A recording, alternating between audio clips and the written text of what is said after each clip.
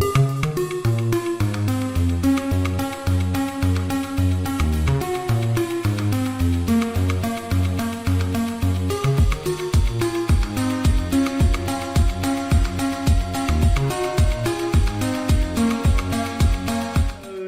going to talk a bit about an investigation that a colleague and I have been running for the last 2 and a bit years now. And then I'm going to talk a bit about what I think it means and what it tells us about where we're at now. And then I think we should have a chat, and I'm happy to answer questions or just get your opinions or, just talk about all that stuff. And what we're trying to do here is get a slideshow going, but I'm kind of happy to do it without. But what I might do is I do have them here on my laptop, and I'm going to occasionally look so it will remind me what to say. But also, it all starts with a photo I took, which would be big, but it's there. Which, for those of you with good eyesight, you'll be able to see is the top of Waverley Steps in Edinburgh. And I took it the week before the referendum vote, the week of the referendum vote. I've been down in Doncaster interviewing people about the Brexit process and how they're going to vote and why they're voting Leave mostly. Got back home to Edinburgh, and there were these 2 Leave campaigners you see in the picture, and I did that thing where I started interviewing them, and then they started being racist, so I started arguing with them, and then just when I was about to storm off in a huff, I looked at what's called the imprint at the bottom of their posting, which is just a little bit of small print you're legally required to have, and it said, printed and promoted by J. Donaldson, Democratic Unionist Party, Dundell Avenue, Belfast. And so I shouted at them, do you even know who Geoffrey Donaldson is? And he got very defensive. I said, he was Enoch Powell's staffer. You're saying you're not a racist, but you're holding a placard paid for by Enoch Powell's staffer. And I stormed off. And then I was walking home, and I got halfway home, and I was like, but why are the DUP paying for political propaganda in Edinburgh? They don't run in Scottish elections. And I got to the front door of my tenement, and I was unlocking it, and I went, oh, I know why.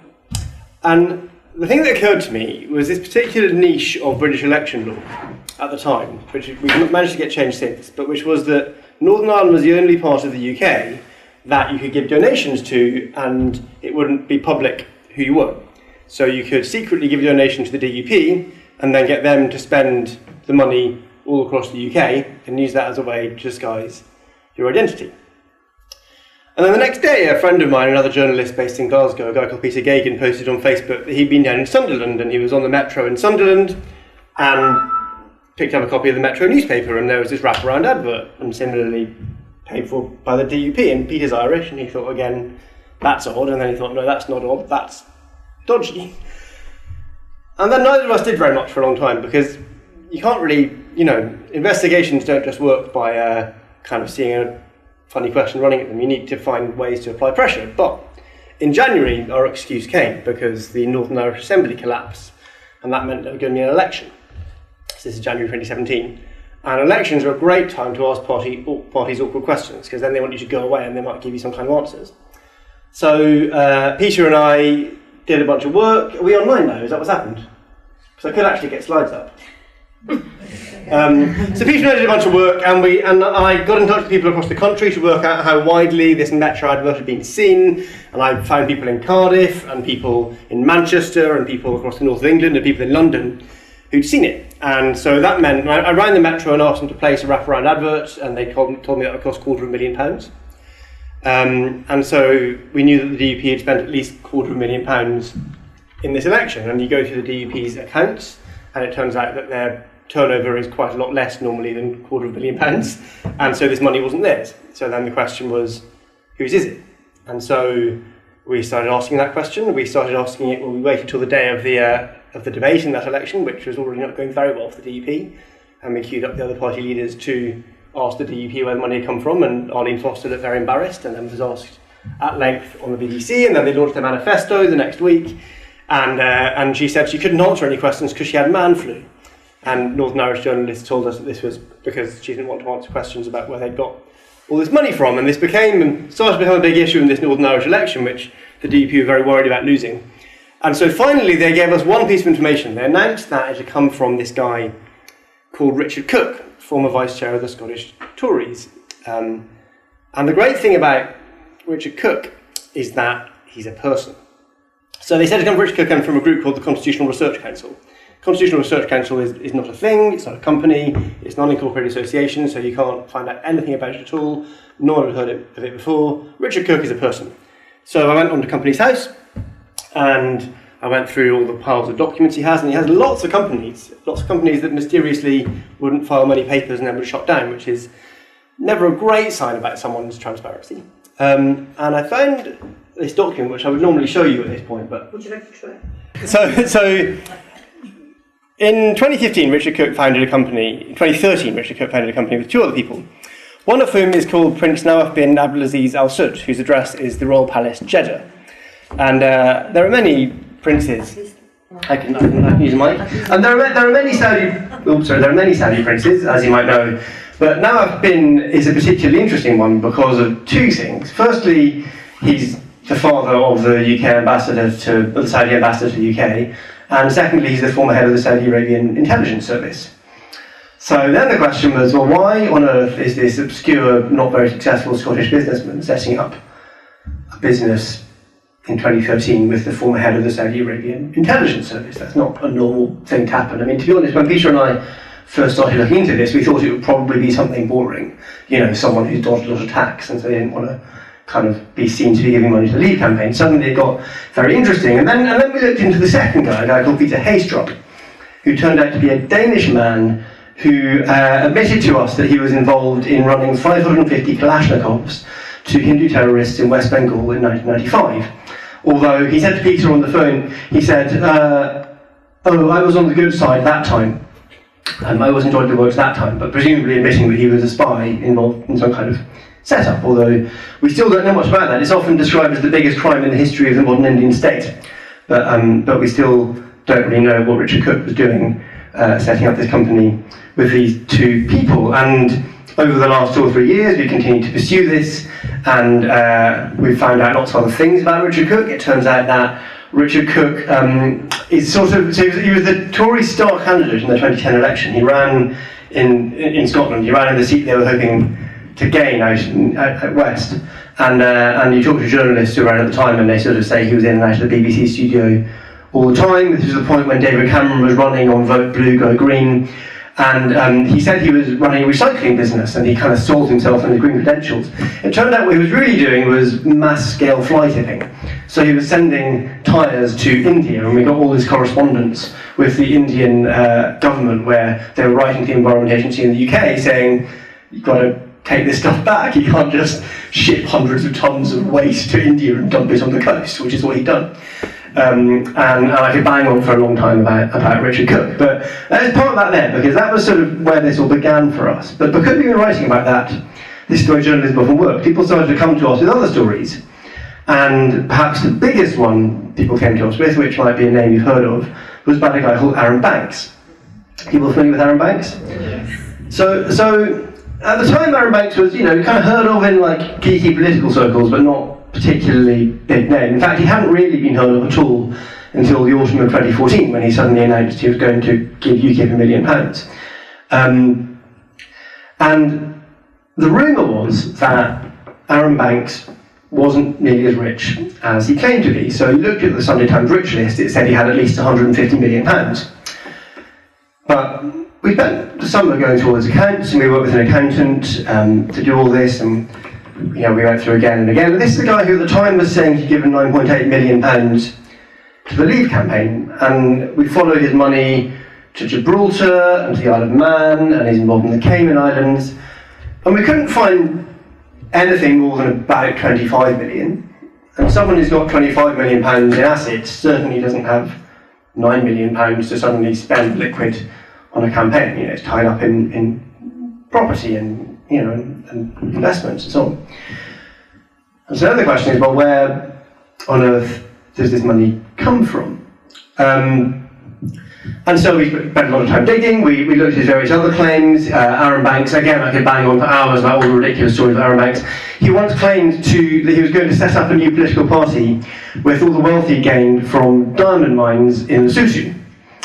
Now, how many of you know where Lesotho is? A few of you. How many of you know about diamond geology? So the important fact about Lesotho is that it's a mountain kingdom in the middle of South Africa at the top of the hill. And you don't need to know much about diamond geology to understand that gravity means things go downhill. So although the Orange River, which starts in Lesotho, is very famous for its diamonds, the diamonds are at the mouth of the river, not at the source of the river. So the idea that you would have a massive diamond find in Lesotho is geologically surprising. So we started looking into that, and we found a geologist, the expert in diamonds in Lesotho, who told us that Aaron Banks' claims about his diamond find in Lesotho were geologically impossible. We also found that he was working with a party in Lesotho called the Basotho National Party, which is a right-wing political party in Lesotho, with his political consultancy. He's a man with many companies, all of which do fairly surprising things.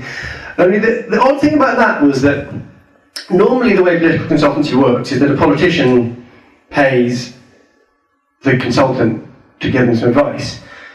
It turned out, we did some work with a local journalist in Lesotho, it turned out that Aaron Banks was paying the Basotho National Party to be allowed to work with them.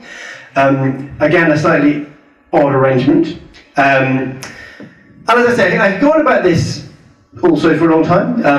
My colleague Peter managed to uncover some emails, actually just in November, so much more recently, earlier this year, which showed that Aaron Banks, at the start of the Brexit campaign, had been emailing with a guy called Donald Trump's campaign advisor, Steve Bannon. Sorry, I forgot his name for a second. With Steve Bannon, who was the founder of Breitbart Media, a far-right website in the States, chairman of a company called Cambridge Analytica, which we'll come to in a moment, and also the manager of Donald Trump's election campaign. And that one of the things we got in one of these emails that was leaked to us was a request from Aaron Banks for funding from America. Now, it's illegal in the UK to accept money from the States, from any other country. So, did Aaron Banks' money come from the States? The honest answer is, we don't know. There are many potential routes it might have come down. You might have heard that Aaron Banks famously claimed to only have had lunch with the Russian ambassador once, and then turned out to have been many more times than that. And so again, there's questions about his links in that direction. But let's park that a second, because there's the third strand of the story. So Aaron Banks managed a campaign called Leave.eu that was associated with UKIP and that kind of wing of politics. At the core of the campaign, next to that, was another group. You might remember there was this big split before the referendum called Vote Leave, which was the official Leave campaign. It was the campaign of Boris Johnson and Michael Gove and all the official Tory politicians. And again, this felt a bit funny, because we were looking at the campaign. If you read through electoral law, it's quite clear they're not allowed to get round spending limits. So every different group has got an amount of money it can spend. The official campaigns were allowed to spend £7 million each. The political parties were given a spending limit based on the vote they got in the 2015 election, and then every other group had a 700,000 spending limit. And what you can't do is get round your spending limit by setting up another group saying, well, that's not us, and giving them a bunch of your money. Because obviously then you could just spend as much as you like. I could just say, oh, well, the Adam Ramsay campaign for Remain can spend £700,000, but the Open Democracy campaign for Remain can also spend £700,000, so we can double up. You can't do that. But the more we looked into it, the more it looked like Vote Leave were doing this. And so finally, we, my colleague Peter again and my colleague Jenna put in a freedom of information request to the Electoral Commission. And this was perhaps one of the most depressing moments of the whole thing for me, because all we had to do was put in a freedom of information request to the Electoral Commission to get their own internal emails. They're meant to be investigating this, and publish their own internal emails about their investigation into whether or not there's collaboration. Because they'd investigated this, they'd said there was no problem. We get hold of their own emails, we publish the emails and say, so, you really think there's no problem here? Look at what you say yourselves. And they said, oh God, sorry, okay, we'll look into it again. And then finally we managed to force them to investigate. And finally they found, and you might again have heard this story, that Vote Leave had collaborated with a guy called Darren Grimes. And the specifics of this story, and the thing we'd spotted that was pretty odd, was that the week before the referendum, they'd given Darren Grimes, who was at the time a 21-year-old fashion student, £645,000. Now, before then, Darren Grimes managed to raise a sum total of £500,000 for his Leave campaign. It was a perfectly honest Leave campaign up to that point. But suddenly they gave him £600,000, and also it turned out that they actually hadn't given him any of that money at all. Almost all this money had gone to another company, a company called Aggregate IQ. People heard about Aggregate IQ? So people are nodding, so who are Aggregate IQ? Canadian firm. They're a Canadian firm, yeah. They're a very before the election, they're a very obscure Canadian firm, and Carol Goodbar of the Observer points out that if you Googled them before the referendum, you wouldn't have found them. They had no imprint online, and none of these campaigns have been able to explain where they came across them. And what's odd is various of the different campaigns all used this same group that you couldn't come across, including our old friends at the DUP. And so what was going on there? Well, it turns out that Aggregate IQ is a sort of online propaganda company that, and I've got to be careful here because I see we're being recorded and they're very litigious, but has a complex relationship with another company I've mentioned called Cambridge Analytica. People heard about Cambridge Analytica? Yeah. So what's Cambridge? I'm always interested in people's answers to this question. What is Cambridge Analytica? What was the firm? What was it? It's now shut down. Yeah, sure. Sort of algorithms that are trying to do algorithms. Yeah. So they use algorithms to run online campaigns. So they did. Yeah. And yeah, so that's the thing people often miss. So Cambridge Analytica and its sort of cousin organisation Aggregate IQ emerged from a company called Strategic Communications Limited, which was founded in the 1990s by a guy called Nigel Oakes, who's an Aldertonian. And Strategic Communications Limited is one of many firms which has benefited from the mass privatisation of the military. So since the Iraq War in 2003, one of the biggest sets of outsourcing has been the outsourcing of fighting. So the wars in Iraq and Afghanistan were increasingly waged by private firms. You're familiar with G4S? So they come and knock on your door and ask for your electricity meter. G4S are also major military contractors. So last year when ISIS raided a military base in Iraq, the base was run by G4S. It was a G4S military base, not a British Army base. In 2016, G4S got a £100 million contract to guard the British Embassy in Afghanistan. There's been, from almost nothing, the outsourcing of military work since the start of the wars in Iraq and Afghanistan has become enormous. It's increased exponentially to the point that a huge chunk of our military infrastructure is now delivered by mercenary firms, and Britain is in fact the world centre for mercenary companies. It's got more mercenary companies than anywhere else on earth because Britain's the world centre of outsourcing and also had massive military experience because of empire. And of course all these companies do different things, they specialise in different stuff. So G4S have squaddies, and people like Bell Pottinger specialised in kind of traditional military propaganda, and what SCL specialised in is what's called PSYOPs, or psychological operations. So they specialised in more manipulative forms of propaganda in Iraq and Afghanistan and also around the world. But of course they're a private company, and what do private companies do? They look for opportunities for profit. And if you're an expert in these things, where do you find money? You find money in US elections. So Cambridge Analytica got the job running Donald Trump's campaign. And Aggregate IQ, who are people who emerge from the same world and who have a complex legal relationship, or not with Cambridge Analytica, but essentially seem to be the same people, got the contract for running most of the Brexit campaign. And so, what does all that tell us? That's kind of a long ramble through a few of the things that we worked on. I could bore you for hours. The slides go on and on and on, but I'm not going to go through all of them, because I think what's interesting here is that we kind of see two different things that Britain, different interest groups in the UK, economic interest groups, who seem to be very keen on Brexit. I've talked about one of them already, which is the UK's mercenary industry, which is, as I say, one of the few industries left that Britain leads the world in. The other one is the major industry that Britain leads the world in, and probably the most important thing Britain does for the world, which is the money laundering industry. And when I look at all the money that we've followed into the Brexit campaign, and we're now talking about maybe £15 million, £16 million that has come from mysterious sources into the various different Leave campaigns, which is most of the money spent on the Leave campaigns. The thing it all has in common is that it all comes through loopholes in the British Constitution, whether that's Gibraltar in the case of the bank's money, it came Gibraltar, Isle of Man, who knows where, Northern Ireland, which is, again, a kind of essentially now offshore space off the edge of Britain, and is also, for example, the libel capital of the world, because no one bothered to change the libel law there, and so on. It's been incredibly awful environmental regulations because there's no government there changing that, and because the DUP is very corrupt, essentially, and makes a fortune from selling off these things. But what they have in common is that they used these loopholes in the British Constitution to get money into the referendum campaign. And it's very easy to speculate about why they might want to do that. The main role that Britain plays economically in the world is as the money launderer of the planet. Britain was described by Roberto Salioni, who's the leading journalist working on the mafia, as the most corrupt country on earth, not because our officials take bribes, they generally don't, but because all the bribes paid to all the other officials in the world come through London and its overseas territories. The biggest economic impact Britain has is the wealth stored in our overseas territories. More than half of the money in the Panama Papers, for example, people remember the Panama Papers?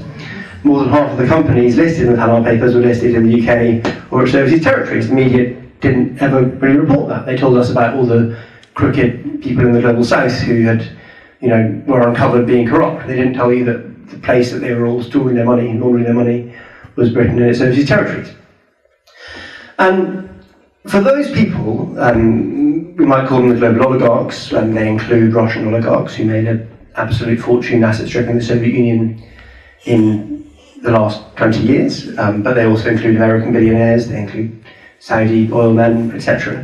For those people, Britain plays an important role in their wealth, and the EU represented a threat to that. The EU is, generally not very keen on money launderers and tries to clean these things up. It tries to regulate, and there's always been a battle between Britain stopping the EU from regulating and the EU trying to regulate, the rest of the EU trying to get these things regulated.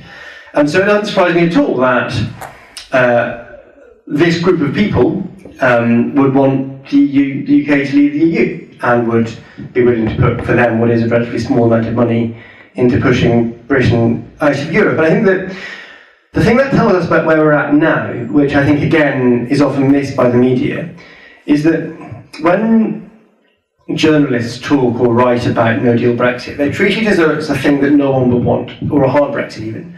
They treat it as though no one sensible wants that. It's not in anyone's interests.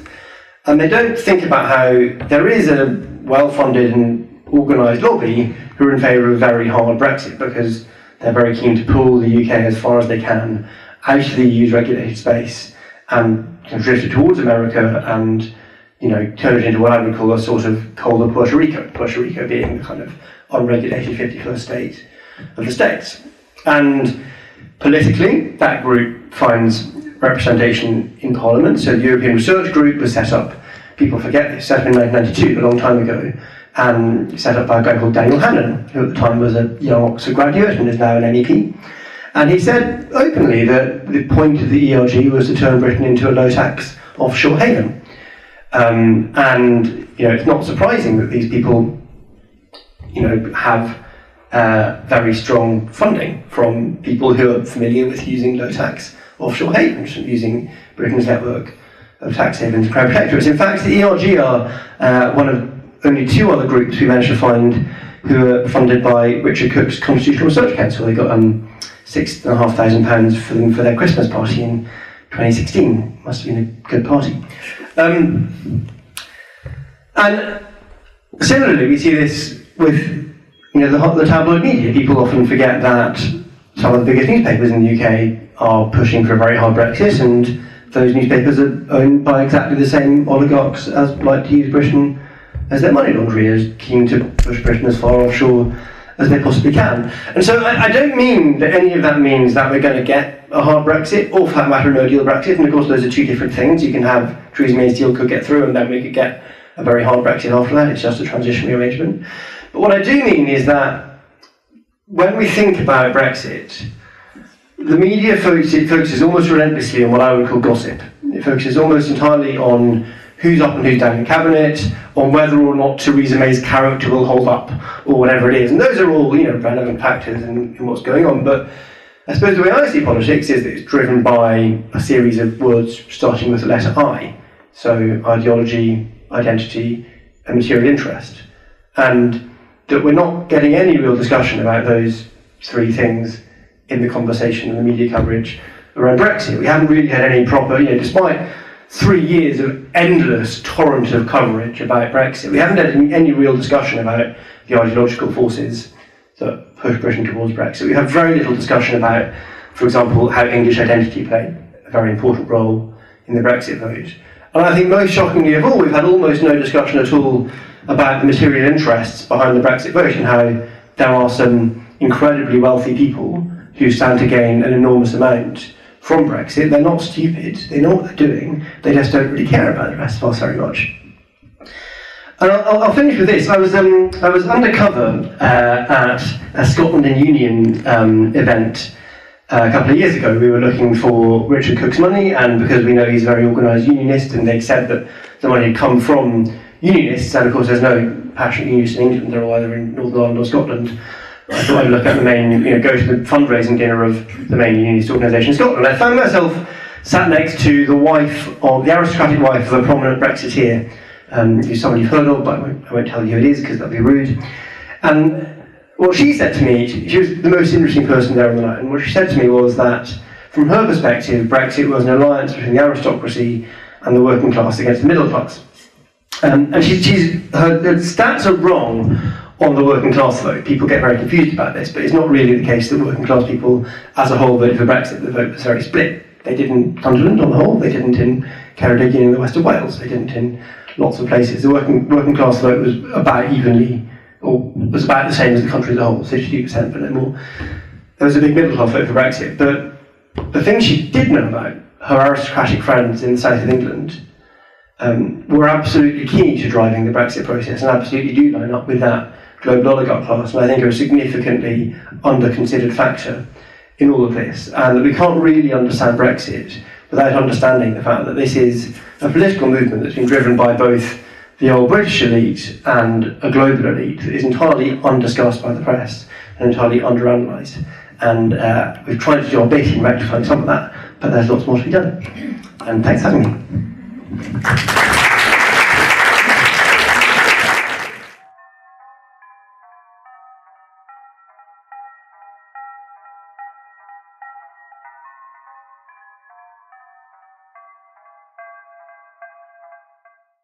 So to answer your sort of two questions, yes and no. So Scottish legal limited partnerships are a kind of bizarre form of company. I have a sort of occasional hobby, which is that because I live in Edinburgh, and journalists all over the world suddenly find themselves like following money through essentially the new town in Edinburgh, because they're all within a square mile of each other.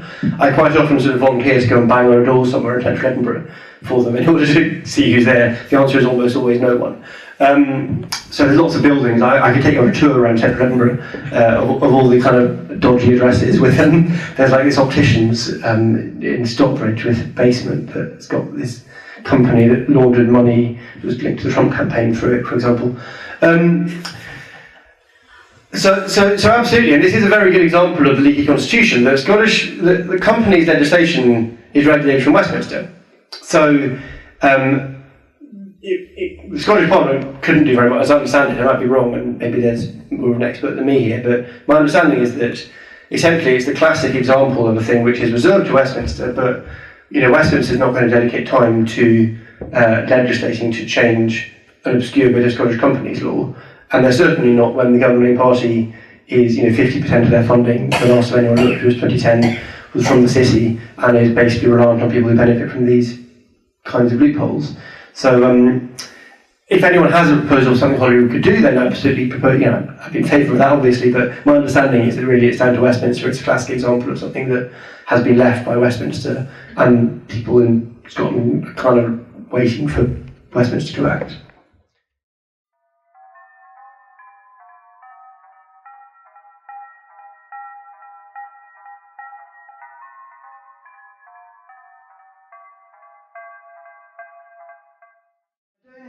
I don't want to pretend that everyone is just like everyone who voted Brexit is some selfish billionaire. Obviously, there aren't 17.5 million billionaires in the country. That's not what I mean going on. There is also, everyone has their own story. Kate Hoey's story is that she went off to negotiate in the whole process that led to the Lisbon Treaty, and she was so shocked by the process that she saw that she decided she hated the EU and came back a Eurosceptic. Now, we can all come to our own conclusions about whether we would agree with her or not, but I believe her story is a true account of how she came to her conclusion. I mean, I think there's two different groups. So I think one is what you might call kind of Anglo-British nationalists, who, I think, not Kate Hoey herself, who's an odd character, but lots of people like her are in that position where they sort of think you can restore a form of global form of sovereignty in a globalised world that never really existed, and they think they can kind of revert to some sort of position of power, and what that I think really is about is empire. So they remember a time when white British people could get rich by going around the world killing black people and stealing their stuff, and that felt quite nice because you didn't have to work very hard to get rich. There were other people going off killing people for you in order to plunder places and make yourself wealthier. And so that felt like sovereignty. That felt like, we're in charge and we have all this power and we want to go back to that. But people don't, because people aren't taught British history, they don't understand that's what was going on. They didn't feel like, in the good old days when we used to kill people and steal their stuff, we'd go back to that. They just think that in the good old days, things were magically just kind of better. So I think that's what they mean often by that sort of historic sense of sovereignty. And there's a second group, and I put Liam Fox in this group. Liam Fox is also in the Empire group. But there's also, in practice, the choice with Brexit is whether you're in the European space or the American space. And that's an ideological question. Do you prefer to have sort of more public services, more protection for workers' rights, more protection of the environment, or do you prefer to have a more kind of American-style laissez-faire economy? And we never really talk, and this is what I mean by we don't talk about these in ideological terms. That is a reasonable political debate we can all have. Britain could choose to be essentially the 51st state of America. It's not much further away than Hawaii is. That's not a ridiculous thing to choose to be. I think that I would be against that. America is, I'd much rather have holiday and maternity leave for my partner and stuff. But if people want to argue that we don't want to have maternity leave like they don't in the States, and that you shouldn't get paid vacation like they don't in the States, then they could make that case. The problem is they know they would lose if they frame it like that, and so they frame it in terms of this kind of nationalist sort of, we can go back to the glory days when you could, go around killing black people and taking their stuff, because that would be great, and wouldn't that be lovely? But what they really mean is, let's slip into America's slipstream.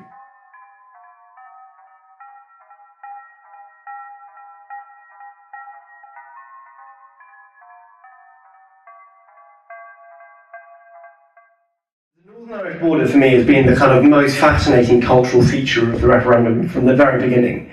I used to live in Oxford, and I used to Al Jazeera has this debate there, and they'd invite me along to be in the audience, to be the kind of one Scottish person when they wanted a Scottish person to ask a question occasionally. And then I left. It was weird because no one would know I was Scottish. I don't sound very Scottish. But I left, and so they asked who else I could go, and so I suggested they got my friend Dom. My friend Dom sounds a lot more Scottish than I do, and they had Nigel Lawson there. This was, sort of very early 2016, maybe even late 2015. And Nigel Lawson came along, and the way it works is it's at the Oxford Union, and Mehdi Hassan has a debate with him, and it's quite a good bit of telly. And then people who've been invited go along for drinks afterwards, and Dom kind of shows up, and there are all these kind of Oxford University Tories in their black tie, and Dom in his kind of scruffy t-shirt. And they were all kind of, paddling up to Nigel Lawson and very excited to meet this great hero and so on. And Dom says, I won't, mimic him, but he says, go and ask one question.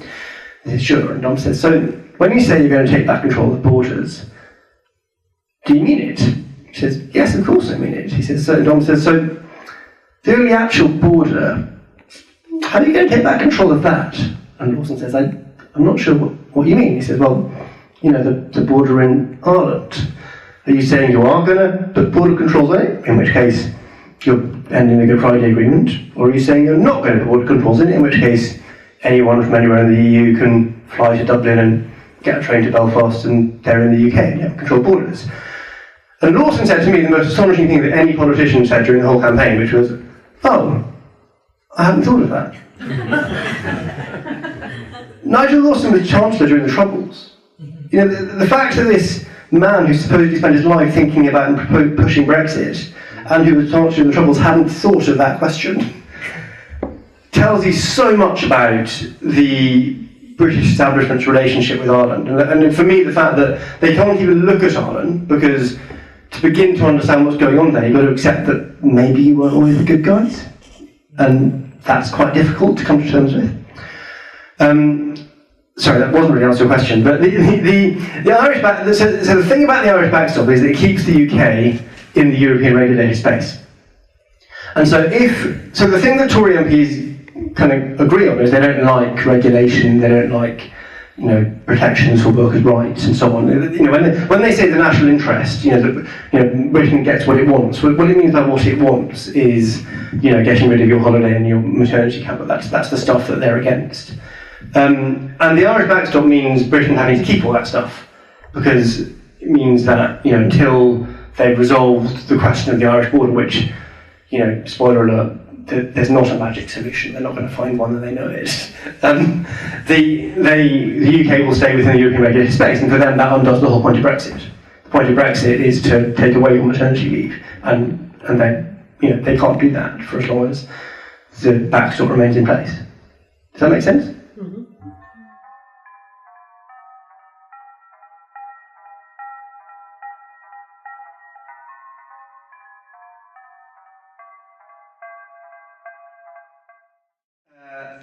Yes, but so on the spectrum of Brexiteers, you have people who are more and less honest about what they think. And the one thing you can say for the DUP is they're relatively honest about what they think. They think you can just reinflate the empire. They think we can go back to 1900, and they think you can do that to the Commonwealth. And so that's what he's saying. He's saying, that rather than the EU, we should be trading with the Commonwealth and, go back to the glory days of the empire. And the DUP at least are pretty honest about that, and they don't have a problem saying so. Geoffrey Johnston's an entertaining character. More generally, a couple of years ago, I spent a day running around his constituency trying to find him to ask him whether or not he knew that Richard Cook had set up a company with the former head of State Intelligence. And I found myself in his office when he suddenly walked past. So I jumped up with my camera rolling and asked him this question. And what you should do in that situation is shut the door in my face and walk away. Donaldson doesn't have that forethought, and so he spent 5 minutes shouting at me, admitting various crimes, which was fun.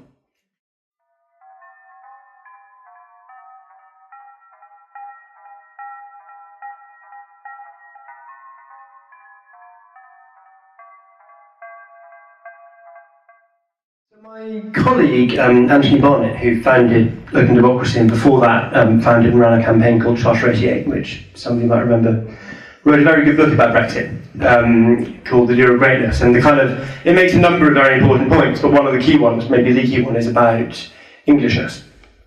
And that relies on an old argument by a Scottish philosopher called Tom Nairn. People familiar with Tom Nairn? So Tom still lives in Livingston, absolutely worth reading. Who points out that England was the sort of first nation of the modern era, and because of that, like the oldest sibling, or like men, or like white people, it's treated as the default nation. So no one, so English institutions never say they're English; they just assume that's what they meant, and everything else in the modern world, as the Industrial Revolution unfolded across the world, compared itself to England. So, the French Foreign Service was always, setting itself up in competition to England and so on. And English nationalism still sort of suffers from that it never described itself as such. It's just unable to develop a language about itself. There's no debate within it about what it is. And as a result, there's this sort of neurosis produced. What happens to that next? I think that sort of depends on how things get codified, because at the moment English identity is shaped entirely by the kinds of people who obsess about what it means to be English and Englishness, which basically is the far right. And so, everyone else in England is embarrassed to call themselves English, and they like to kind of adopt Britishness as though that's some kind of magically better, which I will find very odd. And I think that, and Caroline Lucas makes a very good point, argues this in the Times today. I think that it's worth considering the kind of counterfactual to that, which is that if there was an English Parliament, if there were English institutions, they wouldn't look like that. They wouldn't be all the bigots. They'd be, like the English football team. They'd, be full of lots of, be multicultural, be multi-ethnic, and it would turn out that England, in fact, isn't this horrific regressive country. It's just got quite a lot of baggage left over from empire that it needs to get through. And so I think that it could go either way. I think that we could find ourselves in a position that England kind of comes out of empire, which is what it's failing to do at the moment, and discovers itself to be a fairly normal Northern European country and possibly rejoins the EU in that context. Or we could easily go through another 60 years of decay and kind of paranoia and delusion of grandeur, and I'm not looking forward to that.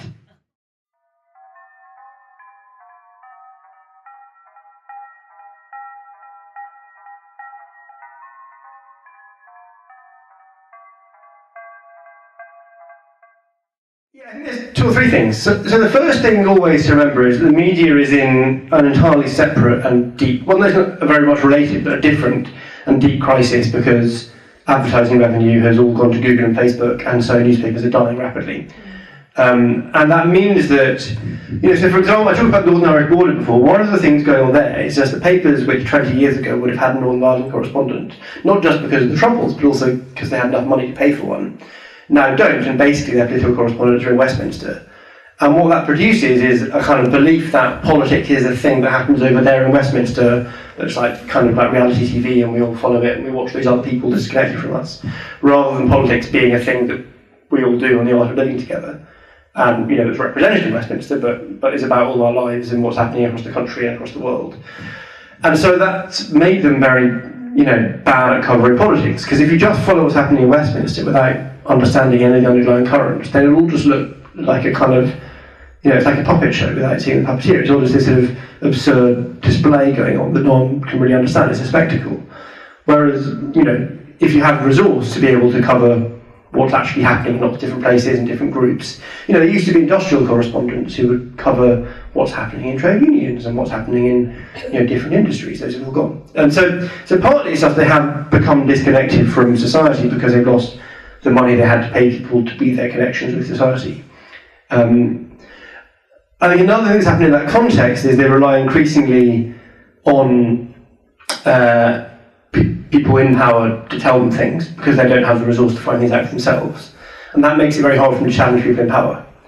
So if your journalism is entirely reliant on, this cabinet minister told me this thing, which is almost all that most journalists do, they have to spend your time sucking up to cabinet ministers. So are you going to run a story that's bad for a cabinet minister? Well, not very often. Or you're going to be a bit concerned before you do, because that damages that relationship.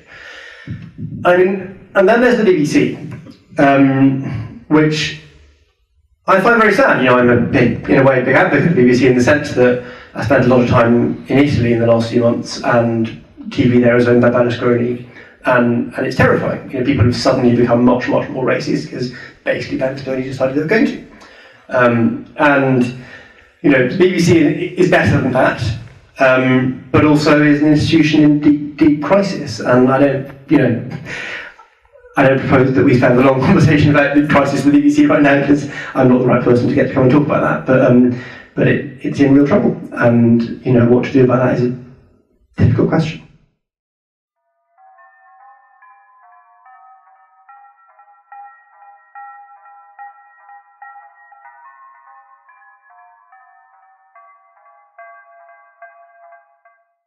I think Labour's very torn, and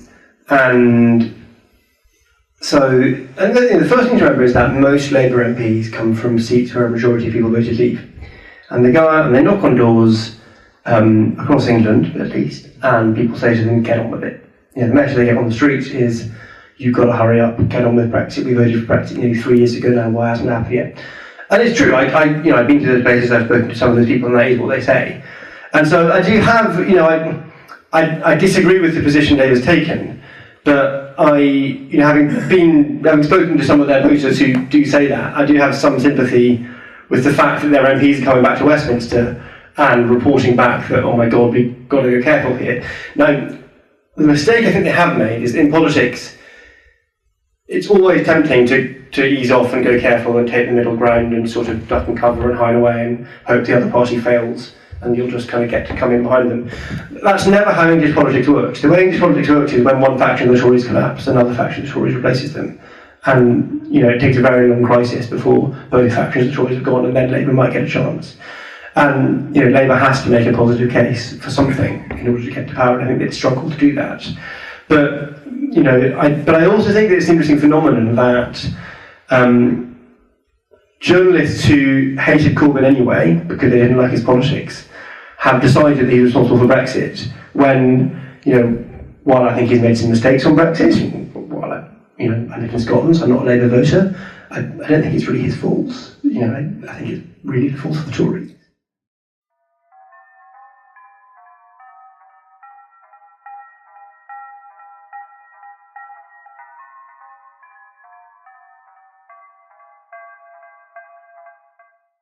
The Ayrshire story is a slightly different one. So Richard Cook is based in the south side of Glasgow. The Ayrshire Unionist Club is also a story I broke, but it's a different story. In fact, Peter and I had a fun day driving from one to the other to write about both of these things, but they are different, although maybe connected in ways you don't know about. So the North Ayrshire Conservatives, so I spent a fun day going through all the accounts of all the local Tory parties across Scotland, and came across this £100,000 donation to the North Ayrshire Conservatives, which was kind of odd. It's a small branch of the Conservative Party, why are they suddenly getting £100,000? And what was even stranger was that the money came from a group called the Unionist Club, who are an unincorporated association. But any unincorporated association which gives more than £25,000 in a year has to register with the Electoral Commission and give them basic details about who they are. And I went through the register of people who've done that, and there's only one organisation on it, because no one ever bothers to do that, because people don't bother to actually follow the law in the UK. We just have all these laws for fun. And one of the many people who haven't followed this law is the Ayrshire Unionist Club. And they did, after a year and a half after we first wrote this story, the Electoral Commission finally fined them for a little bit of money. But I think it was £400 for a £100,000 illegal donation. But that was not Richard Cook, so that's a separate story, although it's true that those are both stories that me and my colleague Peter broke, and they're both in quite a small geographical patch associated with the Scottish Tories, so I can see why they might have alighted in your mind. And it is perfectly possible that there are other connections between these people we don't know about. These are Tories in the west of Scotland, they probably know each other, but they're different stories.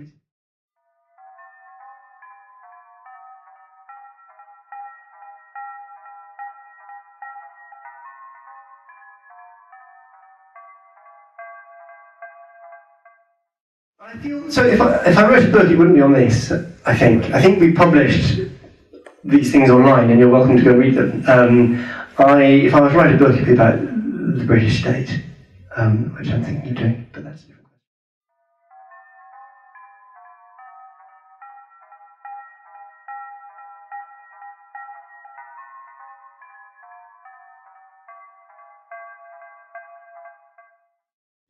Yeah, Steve Bannon, isn't it? You know that every time an episode of Frasier is aired, Steve Bannon gets some of the money? He used to work in Hollywood. He goes around shouting about other people being elitist. So Steve Bannon, so a bit of history, kind of former, he worked on Wall Street as a hedge fund manager, and then he went out to Hollywood and got involved in various bits of that.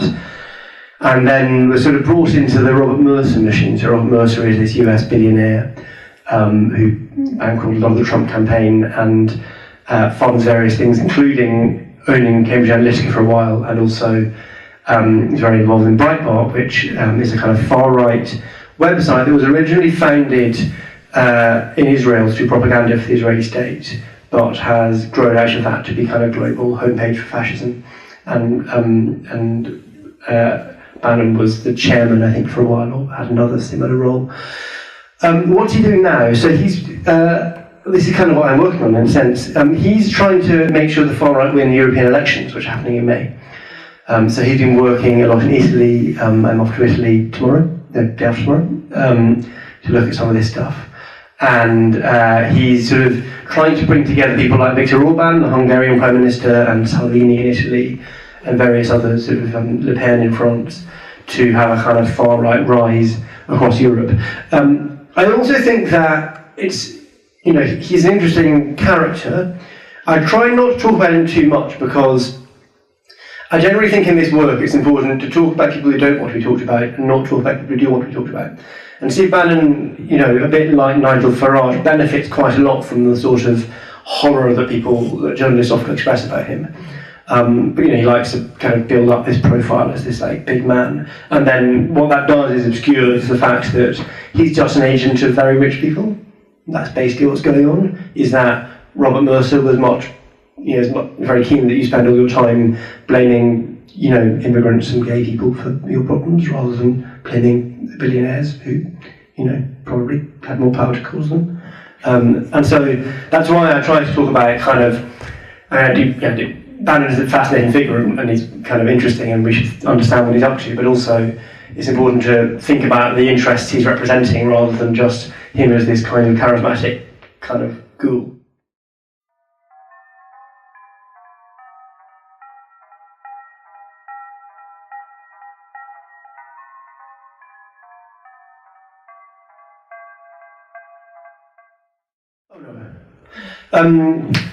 I had a lot of fun. So after the Electoral Commission finally, as I said, so it was June last year, the Electoral Commission finally ruled that Arron Banks probably hadn't been the original source of the money that was spent on Leave.eu and various other campaigns. And they also found that Vote Leave were both in the wrong in various ways. And they referred both of these stories both of these things to the Metropolitan Police.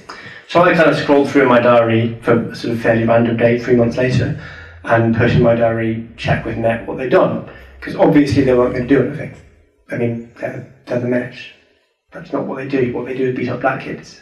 And so 3 months later, I ring the Met press office, I ring them again, and after 2 weeks I finally get an answer from them. In fact, my colleague Jim helps me out and he finally gets an answer from them, which is that they say that they haven't yet opened an investigation. And then, so we were on the story, it goes viral, there end up being questions at Mayor's Question Time because the Mayor of London is ultimately in charge of the Met. And Sadiq Khan reads out a bit of script that the Met had given him because he knew the question was coming up, which said that they had only received the documents a couple of weeks earlier from the Electoral Commission. So I thought, well, that's odd. So I rang the press officer of the Electoral Commission, who by now I know quite well, I'm on the phone to them about every week. And I said, what's going on here? And he said, well, and normally they're very careful and they're very, they don't say anything controversial and so on. He said, well, strictly speaking, it's true they only received them 2 weeks ago because we rang them in June and told them that they were in the basement and they didn't come to pick them up until 2 weeks ago. So, and since then, they got the documents, they've not done anything about it as far as I can tell. I mean, I go back to my earlier point though. If you talk to the Italian police about the mafia, what they do is they follow the mafia's money and it goes into London, they go to the Met and they say, this guy's mafiosi and this flat he bought is with criminal money, and the Met say, no look, he ticked the form, he ticked the box saying that he's not a crook, so we're not going to think about it. Britain wouldn't be the centre of world money laundering if it had functional police service. It just doesn't. And the Met in particular are, appalling.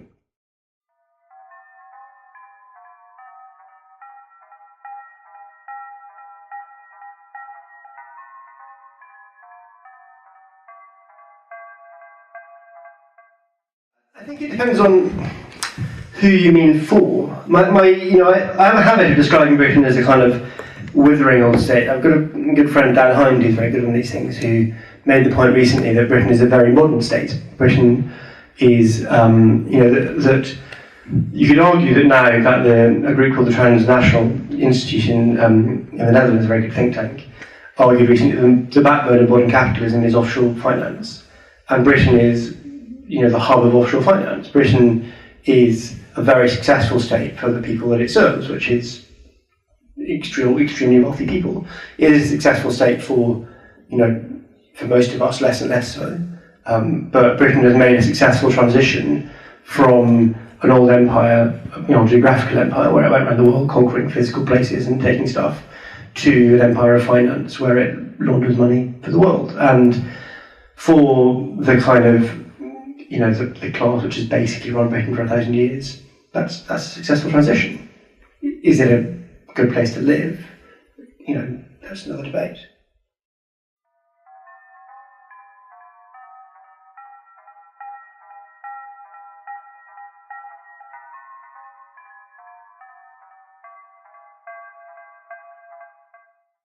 It's a complicated question. I mean, I voted yes in 2014, you can maybe guess. A hard Brexit makes independence both more necessary and much harder, in that, you don't want customs borders with England in 2014. It was like independence would have meant both countries staying in the EU and the trading relationships being the same.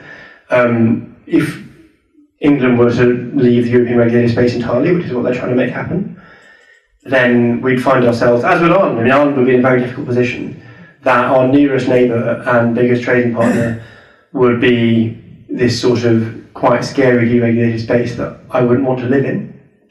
But at the same time, if we were going to rejoin the EU, then that would mean we'd have to have customs borders, and that would cause real friction. So I don't, in that context, I would still choose to vote for independence, but we shouldn't be glib about the fact that the logistics would be harder. It's not. I mean, it's important to understand it's not the same as Northern Ireland. The reason Northern Irish border is a problem is that there was a civil war there 20 years ago. It's not the same context in Scotland. There are, lots of countries next to each other which don't have the same regulations. Like the EU is an unusual phenomenon, but it would be hard. Yeah.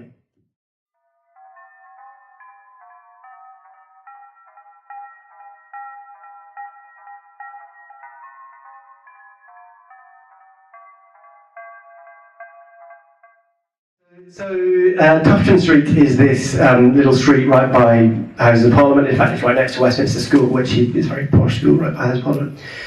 And at number 55 Tufton Street, and actually also 53 next door, because they expanded, you find this whole collection of lots of the think tanks that you see on the BBC every day, all the time, relentlessly. So the Institute for Economic Affairs, Taxpayers Alliance, you listed various others, absolutely. Are all based there. In fact, the IEA is around the corner because they're too big, but they're all in the same block. And there's a few things to understand about them. So the IEA have been around since the 50s. They designed Thatcherism, and they've always been they always refused to say where their money comes from. And we know partly because we've done a lot of work on this, but also lots of other people have as well. And I wouldn't say we've done most of the work on this. We've just done a bit. But we know some of the sources of their funding. So, for example, we know that the IEA gets about £40,000 a year from British American Tobacco, and they spend a lot of their time opposing regulation of the tobacco industry. And that's why I put the think tanks in inverted commas, because normally that's a PR agency. A company wants to get a policy change, they pay a PR agency. And I think a better way to understand these groups is they've realised that, you can operate as a PR agency but close up a think tank, and you get more access to politicians that way. Also they do believe in this stuff. They're not just cynical. They believe what they say as well. But the reason that they exist and have funding to pay for offices right next to Westminster is that they get money from all these groups. And what's fascinating about Brexit is that before the referendum, they didn't really have positions. Most of their staff were in favour of Brexit, but they backed different forms, and some of them were against it. And that you can listen to their podcasts where their staff have debates about these things, and they were quite pluralistic about it. And in the last 18 months or so, all of these groups have come around behind a hard Brexit. So they've all formed this kind of organised lobby for a hard Brexit. So there's also this group called the Garden Institute, which isn't in the same place, but it's very similar kind of part of the sort of radical right infrastructure, or radical neoliberal infrastructure, you might call it.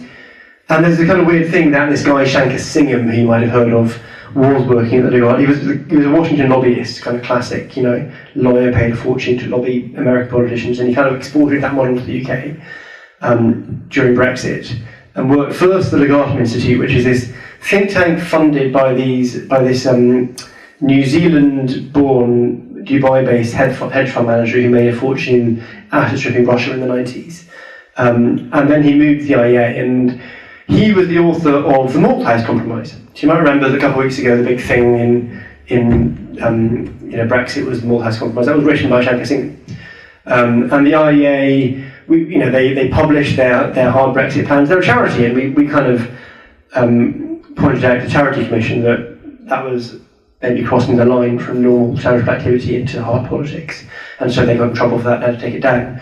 But they have, in this kind of interesting way, they've gone from being fairly ecumenical about Brexit to being really one of the driving forces behind a hard Brexit and the kind of intellectual base for the ERG group. And I think the interesting question there is who's paying for that? The groups are quite mercenary, and although they do have various things that they genuinely believe, they also will push, the thing that someone's paying them to push on the whole.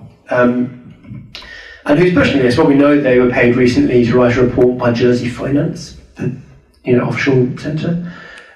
We know that their chief executive, Mark Littlewood, spent a long time last year touring the States, talking particularly to US agribusiness companies. So a company, who understand that, for all the problems of the common agricultural policy, it doesn't allow certain chemicals into our water supply and into our food. And those companies are very, very keen for the UK to get away from European regulations so they can sell us lots of toxic chemicals and buy up our countryside and do to our farming the same thing has been done to American farming, which terrifies me. And so, absolutely, they play a very important role. And I don't think we really understand Brexit without understanding that all the main right-wing think tanks now are in favour of a hard Brexit, and aligning with Trump and with American business and with offshore finance, and that's a huge shift in British politics. What can we do about it? Is your second question.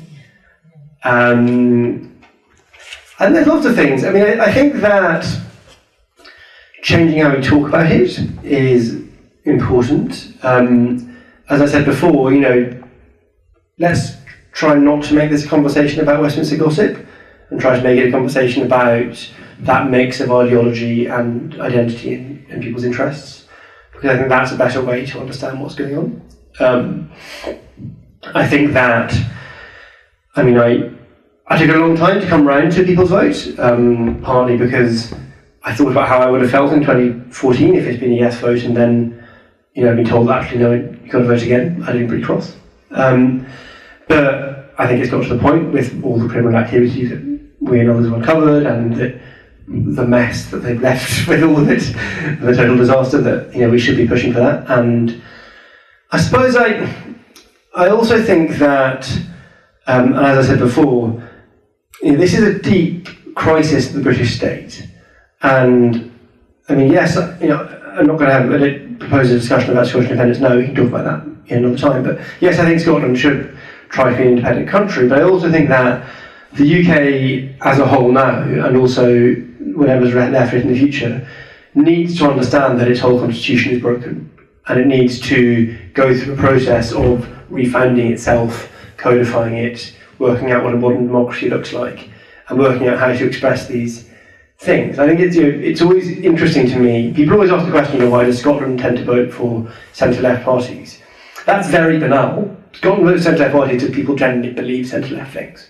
You look at the opinion polling, people think that there should be a mixed economy with health service and stuff nationalised, and they want to tax the rich a bit more but not that much, and so on. I'm to the left of the Scottish population, but the Scottish population thinks the same kinds of things that actually people in most Western countries think. What's really weird is England, because in England people generally think those things too, but then they all go and vote Tory. And that's the understudied phenomenon. And for me that's about this kind of unexpressed and lurking Anglo-British nationalism, which has no codification, no place for a conversation about itself. I think if we look at what's happened in Ireland in the last couple of years, where they've gone through 2 referendum processes on abortion and on equal marriage, and that's kind of created a space for the whole country to renew itself and go from being seen as this sort of Catholic backwater in a way to being a modern progressive country. I think England needs a similar process, and how that's going to be unleashed is complicated, but it needs to find a way to do that.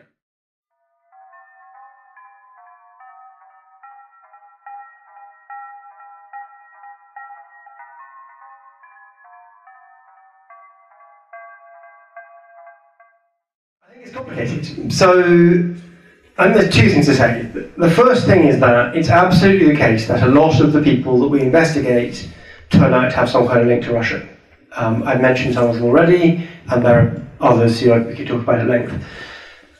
They're not all pro-Putin. So the guys who funded the Legatum Institute, who made their fortune in Russia in the 1990s, fell out on the other side of the political divide from Putin, and they're very anti-Putin. So it's not, some of them are on the same side as Putin, lots of them aren't. And the way I understand that is that it's about what I would call, what Naomi Klein calls disaster capitalism. So, if you think about what I said before about oligarchs using Britain to launder their money and so on, well, where did those people make their money? The kind of key moment of disaster capitalism was the collapse of the Soviet Union, where basically a quite small group of people, many of them Russian, but many of them American or from all over the world, came in and made an absolute fortune plundering Russia in the chaos of the early 90s. And, so for example, Aaron Banks' kind of best business buddy went to Vladivostok with a suitcase with $2 million in it and came back with $15 million, having traded people's, what are they called, like the tokens they got given out to buy milk with. And so that's the first thing, that there's lots of, that Russia is a vortex of disaster capitalism, and so absolutely lots of people have connections to Russia. And then the second thing is that Vladimir Putin is absolutely part of that. He's sometimes thought to be the richest man in the world. He, like all these people, made an absolute fortune assets-driven Russia. That's how he got where he is. And so you have to understand him in that context. And then the third thing is that, yes, it's true that parts of the Kremlin is a complex. I've got a colleague who runs our Russia section, always says, when you say the Kremlin, what do you mean? It's a bunch of warring factions. It's a bit like saying Westminster wants this. It's it doesn't know what it wants, and even more so. But there absolutely are, sure, there's parts of the Kremlin, and probably Putin himself, who want to break up the EU and want to drive, Britain away from that. I think that I tend to steer away from that because I don't think it's the main thing going on, and I don't think it's that helpful a way to understand the social processes at play. I think that there are other countries who also have very strong interest in British politics, and we tend not to talk about them. Saudi Arabia is a very interesting example. Actually, the United Arab Emirates more so. The money we follow goes more to the Gulf than it does to Russia, more across the Atlantic than it does to Russia. But that doesn't mean that Putin is an awful man who does want Britain to leave the EU, and I'm sure did some things, as he did in America, to try and make that happen. I just think it's easy to overplay that story, and then it becomes an argument about whether or not Russia stole Brexit, when I think actually what's at play is a kind of more interesting unfolding of economic forces and how they cause chaos in politics.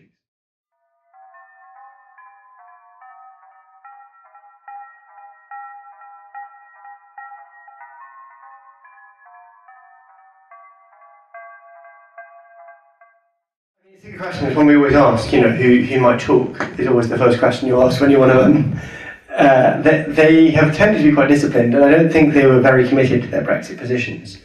They're committed to their political projects. The right talks about competition, but is generally very good at solidarity.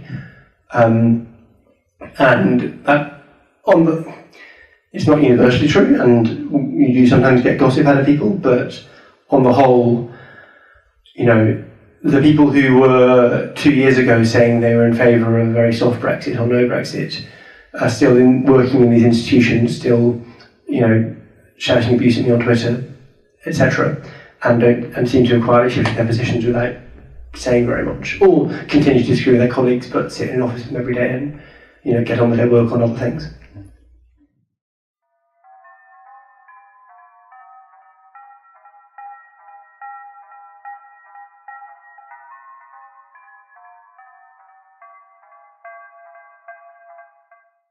Yes. I was in Hungary in November. I did a kind of tour of Hungary and Slovakia and Austria and Northern Italy to go and talk to people about the rise of the far right. And it was fascinating, partly because of the extent to which it's all built on fiction. So in Hungary, where for people who don't know, there's now a proper far right government, everyone is obsessed with immigration. And in Hungary, there is no immigration. Hungary has a totally unique language that no one outside Hungary speaks, and, a sort of not particularly thriving economy. So it's not like anyone moving to Europe is like, I'm going to go to Hungary. There's no immigration at all, and yet the whole politics is driven by a debate about immigration. And, we talked about 10 years ago. It feels to me like it's the first time that things that postmodernist theorists were writing 20 years ago that felt like jibber-jabber at the time all begins to make sense. Because, similarly, I went around towns like Biella in the Italian kind of the foothills of the Alps, post-industrial towns, where everyone said suddenly all the old people become obsessed with fear of black people. But there are no black people in Biella. You go to Turin, sure there's some, and further south there is a bit of migration, not much, but a bit. But they see these images on their TV screens all the time, broadcast at them by Berlusconi, and they believe what they're told, like it's the Catholic Mass. Sorry, that was a good comment, but the point is that particularly in Italy, there's a very strong culture of being told what to believe, partly because of the way that historical church relationships work. And yes, that's worrying, but I think it's also important to remember that it's very generational.